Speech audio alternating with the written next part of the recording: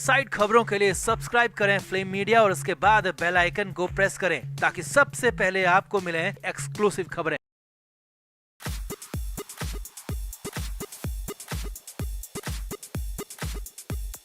संजय राउत नए नए प्लान से विरोधियों को परेशान करने की कोशिश करते हैं, नए नए प्लान से विरोधियों को प्रेशर में लेने की कोशिश करते हैं, लेकिन इस बीच संजय राउत ही प्रेशर में नजर आ रहे हैं। जी हां, मुंबई से बड़ी नहीं बहुत बड़ी खबर है। यहां सूत्रों के हवाले से जो पहली खबर आई थी वो हमने आपको दिखाई भी थी कि मातोश्री में एक हाई प्रोफाइल मीटिंग हुई थी और उसके बाद अब खबर है कि संजय राउत प्रेशर में आ गए, तो आनन फानन में दूसरी मीटिंग भी बुला ली गई। और बड़ी बात यह है कि इसमें खुद संजय राउत मौजूद थे, तो कई और नेता और कई और लोग भी मौजूद थे, जिसके बाद बहुत कुछ नया हुआ, बवाल हो गया। और बड़ी बात यह है कि संजय राउत इसके लिए सबसे ज्यादा डेस्परेट नजर आ रहे हैं। तो क्या सवाल यही है, संजय राउत क्या वाकई प्रेशर में आ गए? तो दिखाते हैं आपको, सब कुछ बताते हैं आपको। आप इस वीडियो को शेयर करें और कमेंट करके अपनी राय जरूर दें।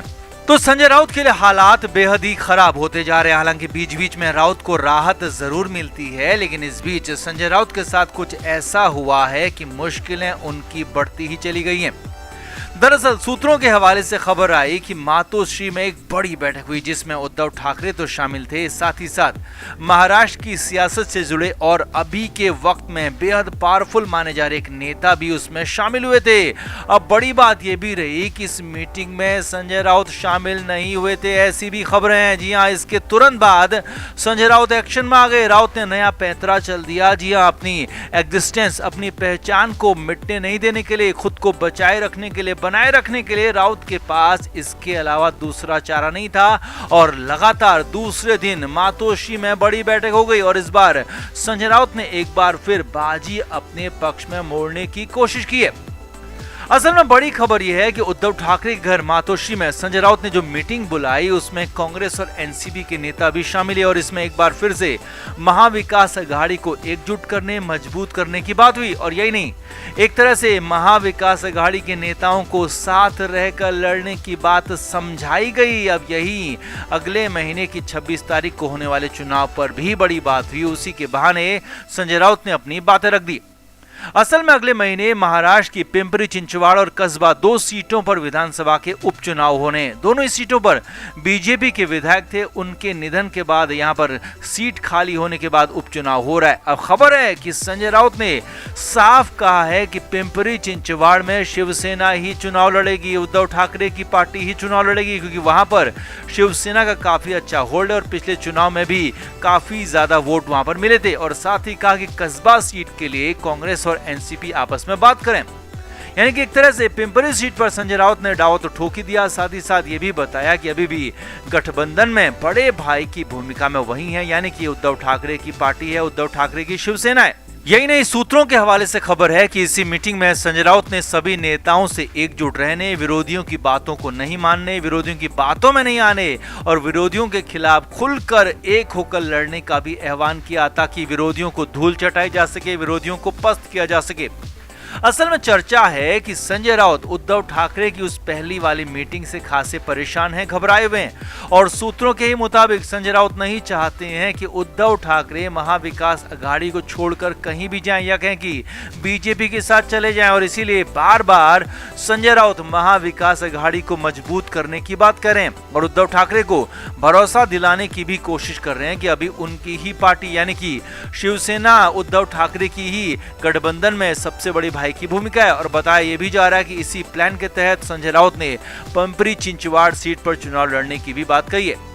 अब हालांकि एनसीपी और कांग्रेस की तरफ से अभी इस पर कोई प्रतिक्रिया नहीं आई है, लेकिन हाँ, माना जा रहा है कि वो भी नहीं चाहते हैं कि उद्धव ठाकरे का साथ छूटे, लिहाजा पिंपरी सीट शिवसेना को दी जा सकती है, लिहाजा यहां पर संजय राउत का प्लान सक्सेसफुल हो सकता है। हालांकि एक बात यह भी है कि अगर उद्धव ठाकरे ने कुछ मन बना ही लिया है, किसी बात को लेकर अपना फैसला अंदर ही अंदर ले ही लिया है, या कहें कि संजय राउत और उनके जैसों का साथ छोड़ने का फैसला कर ही लिया है, तो फिर तो राउत के लिए मुश्किलें ही आगे हो सकती है और इन्हीं मुश्किलों के बीच संजय राउत के हालात खराब और ज्यादा हो सकते हैं। तो कुल मिलाकर इस पूरे मामले पर आपका क्या कहना है? क्या महाविकास अघाड़ी उद्धव ठाकरे से ज्यादा संजय राउत के लिए जरूरी है? आपका क्या मानना है? कमेंट करके आप भी जरूर बताएं, वीडियो को शेयर भी करें।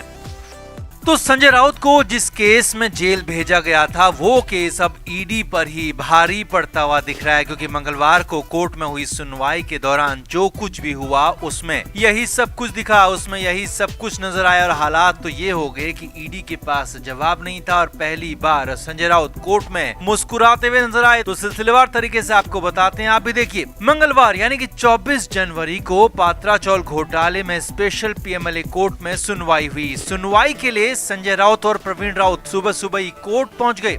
अब वैसे तो इस सुनवाई में संजय राउत पर कोर्ट में चार्ज फ्रेम होने थे, यानी कि संजय राउत पर आरोप तय किए जाते कि उन्होंने क्या क्या किया और सबूतों के आधार पर आरोप तय होते और फिर केस में ट्रायल चलता। अब कोर्ट में जज आर.एन. रोकड़े ने सरकारी वकील कविता पाटिल से पूछ लिया कि इस केस के इन्वेस्टिगेशन ऑफिसर यानी कि आईओ कहाँ हैं। तो वकील ने हैरानी भरा जवाब दिया और कहा कि वो किसी रिसर्च के सिलसिले में गए हुए हैं और अगली सुनवाई में इन्वेस्टिगेशन ऑफिसर यानी कि आईओ जरूर पेश होंगे। अब इस पर कोर्ट ने तुरंत हैरानी जताई। जी हाँ, फिर कोर्ट ने तुरंत पूछ लिया कि संजय राउत और प्रवीण राउत के अलावा जो बाकी आरोपियों को समन भेजे गए थे तो उन समन की रिपोर्ट्स कहाँ है, वो समन उन आरोपियों को मिले भी या नहीं मिले, तो इस पर क्या अपडेट है। तो यहाँ पर भी सरकारी वकील ने हैरानी भरा जवाब दिया। जी हाँ, ईडी के वकील ने कहा कि वो समन की रिपोर्ट्स अभी यहाँ पर नहीं है, वो नहीं लाए हैं। अब तो यहाँ पर कोर्ट खासा गुस्सा हो गई, नाराज हो गई। जी हाँ, जज आर.एन. रोकड़े ने ईडी के वकील सरकारी वकील से साफ साफ कह दिया कि ये बर्दाश्त के लायक ही नहीं है।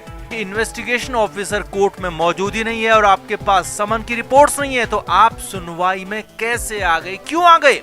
जी हाँ, यहीं पर यही साफ साफ था कि कैसे बिना तैयारी के, बिना कागजात के और बिना पूरी तरह से तैयार हुए कोर्ट में आप पहुंच गए और यहाँ पर ईडी को खासी लताड़, खासी फटकार भी कोर्ट की तरफ से लगा दी गई। अब यहीं पर नया ट्विस्ट ये भी आ गया कि अब तक अंतरिम जमानत या कहें कि इंटरिम बेल पर बाहर संजय राउत और प्रवीण राउत को कोर्ट ने फुल बेल दे दी। जी हाँ, इन दोनों ही आरोपियों को यहाँ पर एक झटके में रेगुलर बेल भी मिल गई। अब जो कि अभी तक अंतरिम जमानत पर थे, लेकिन यहाँ पर उन्हें फुल बेल मिल गई। अब कहा तो ईडी को लग रहा था कि ये पूरा मामला उनके पक्ष में है और अब की बार संजय राउत की ऐसी की तैसी होगी, संजय राउत पर चार्ज फ्रेम हो जाएंगे, ट्रायल शुरू होगा। और यहाँ तो संजय राउत हंस रहे थे। जी हाँ, उल्टा पड़ गया यहाँ पर दांव और अचानक संजय राउत को फुल टाइम बेल मिल गई। राउत हंस रहे थे, खिलखिला रहे थे और ईडी को पड़ गई फटकार। इसके तुरंत बाद कोर्ट को भी स्थगित कर दिया गया। अगली सुनवाई की तारीख 27 फरवरी दी गई और साथ ही ये भी हिदायत ईडी को दी गई कि 27 फरवरी तक सब कुछ पूरा कर लें, वहाँ पर कोई छूट नहीं मिलेगी। यहाँ पर ईडी को लेकर कोर्ट का रुख बेहद ही सख्त नजर आया।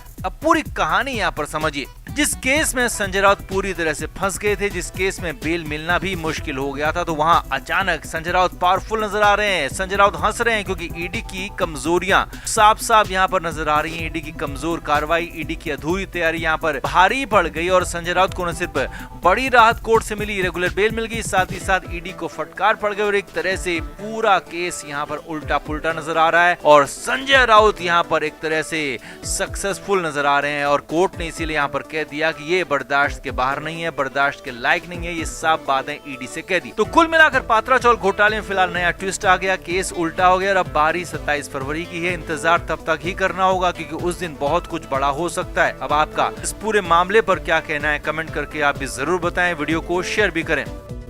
Flame media report.